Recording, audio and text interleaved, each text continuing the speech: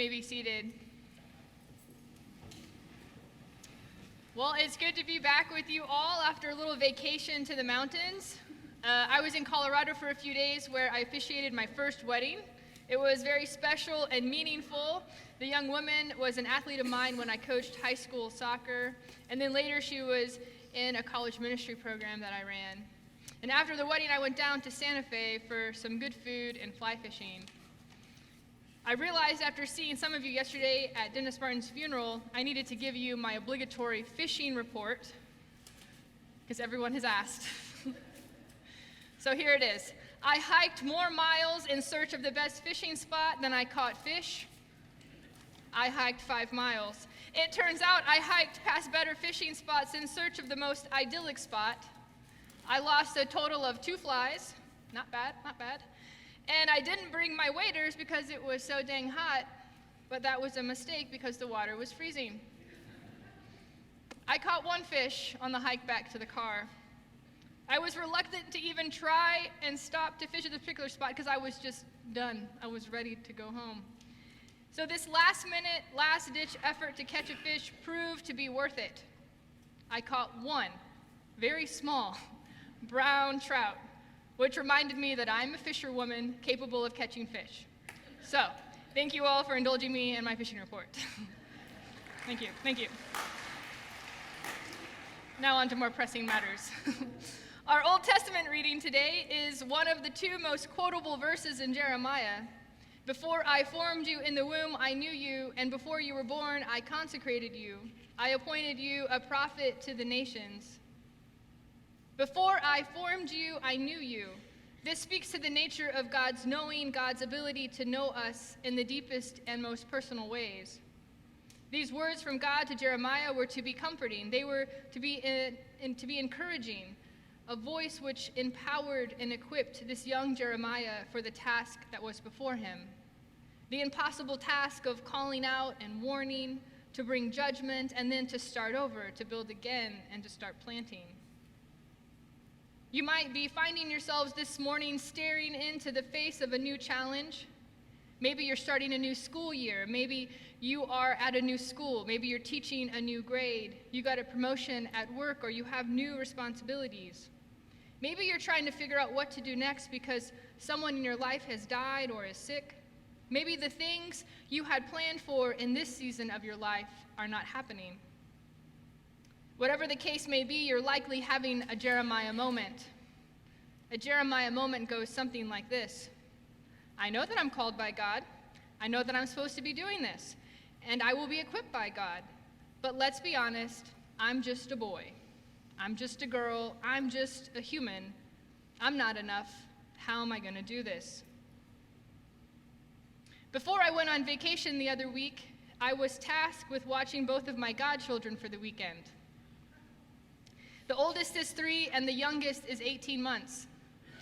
Let me set the stage for you. The schedule was written on the whiteboard in the kitchen. There were more gallons of milk in the garage fridge than at a gas station. Their changing tables were stocked with cases of diapers. Snacks overflowed every cubby in the kitchen. It was unclear on the onset if the kids would consume all of this milk and food, if I would change this many diapers, or if this was just my friend's way of over-preparing for the task at hand. I was on duty for 3 days and 3 nights. Sounds biblical, doesn't it? We got through the first day and the first night, and on the second day, I took the kids to the museum. This was going to be our outing for the day before nap time. I successfully showed up with both children, milk, snacks, diapers, and a change of clothes, 9 a.m., waiting in the parking lot for one grandparent and a friend who was going to assist me on this hour-and-a-half venture at the museum. So the 3-year-old and the friends and I made our way outside to the obstacles. For those of you who have been there, there's obstacles out there. Elizabeth wanted to make her way across the rope balance beam contraption. So she asked for help to get up to the starting place. And for the next 2 minutes, she did this. She took one step after the other, going like this. I can't do this. I can't do this. I can't do this. I want down. and I'm doing this. You got this. You got that. You're doing it. You're so doing this. You're almost there. Look, you're almost there. You're definitely doing this. This is the story of Jeremiah. This is a common story of prophets we find in the Old Testament, the most unlikely of prophets, unsure of themselves. God equips the called. God does not call the equipped. This is good news for all of us. Jeremiah believed he was too young. Moses felt like he was not eloquent. Isaiah deemed himself unworthy. These protests of inadequacies, whether real or imagined, serve to reinforce a basic biblical and theological truth. The actual work of transformation is up to God. In each case, God rejects rejection to set the people and the prophet on their lifelong task. And eventually, the prophet embraces this call. Jeremiah says this in our reading this morning. He says, God told me, don't say I am a boy. I tell you where to go, and you'll go. I'll tell you what to say, and you'll say it. Don't be afraid of a soul. I'll be right there looking after you. This kind of sounds like my goddaughter on the obstacle course element. Life sometimes feels like an obstacle course that was designed for us, designed in such a way that meets our abilities, ensures our safety, but also challenges us at the same time.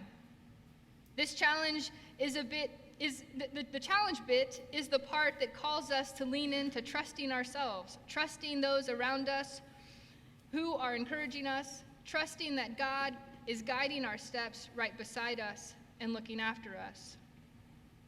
All of this, of course, is not some indictment on our inability to trust or our inability to believe in ourselves. This is simply part of being human. If a 3-year-old is struggling to do hard, brave, and courageous things at a place that was designed for her, then who are we to get down on ourselves? The one who calls us will also sustain us. This is the promise that we find in the story of Jeremiah. This is the promise we find in the story of the prophets. When we are called as individuals or as a congregation into the service of God's way, God's passion for goodness and wholeness become our passion as well. When God is calling us to do hard, brave, courageous things in a world that has little appetite for truth, self-giving, neighborly love, and care for the least, God's love and God's promises will sustain us and make such works bearable. This is what Jesus is modeling for God's people in our gospel reading today. In our reading today, Jesus is teaching in a synagogue on the Sabbath, not an uncommon place for Jesus to be found. As soon as he walks in, he notices a woman. He calls to her and heals her. This sparks all kinds of debate among those gathered there. Should Jesus, or anyone for that matter, be healing people? Should they be working on the Sabbath? It seems like a strange thing to get worked up about after witnessing a miracle, but they did. What the president of the synagogue and those like him model for us are people who love systems more than people. People who are not capable of seeing past the rules and to see those who are gathered there. People who are hurting, people who are broken, people who have shown up in this place to experience the transformation, the liberation, and the freedom that is possible. This is God's passion for goodness and wholeness. It is only possible when we can step aside from the systems, the rules, and the expectations we have let others place on us. We begin to look past what we should be doing, when we should be doing it, and who should be receiving it. When we can begin to love people, to love those who are in the midst of us, we begin to see this transformation, this liberation, and freedom. Jesus refuses to let the leaders get in the way of his love for people. Like God in the calling of Jeremiah and all the prophets, Jesus rejects rejection found in that place and moves towards people, moves towards love, moves towards wholeness. Jesus models for us what it is we should be passionate about. A theologian and teacher and writer by the name of Barbara Brown Taylor, BBT as we call her. The only clear line I draw these days is this: When my religion tries to come between me and my neighbor, I will choose my neighbor. That self-canceling feature of my religion is the one that I like best about it. Jesus never commanded me to love my religion. So let us choose our neighbor. Let us choose love.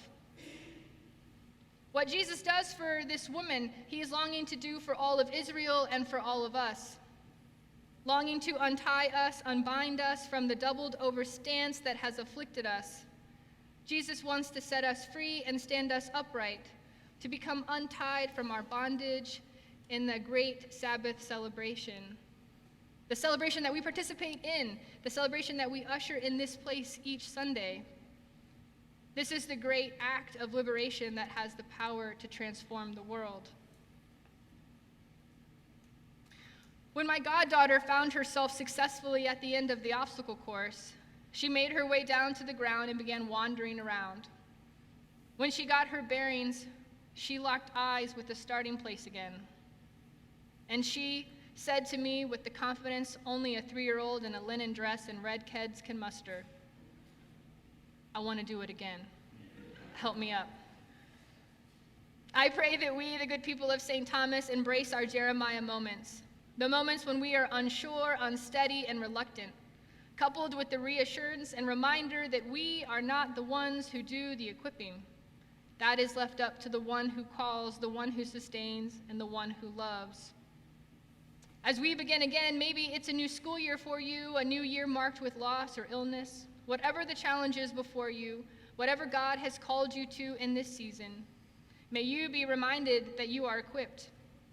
May you find yourself willing not to be bound by the systems and embrace the people around you in love. May you charge into this new challenge that was designed for you with the formidable force of a 3-year-old who knows she is not alone, who is surrounded by loving adults and a loving God who has known her before she was born. May you, like the faithful women in our gospel reading, come in here each week on the Sabbath and anticipate the transformative, liberating, loving power of God who is love, a God who is not limited by the systems that the world has to offer, a God who will set you free from whatever has bound you. May we take this transformative power, this good news, and usher the kingdom into the world that desperately needs it. Amen.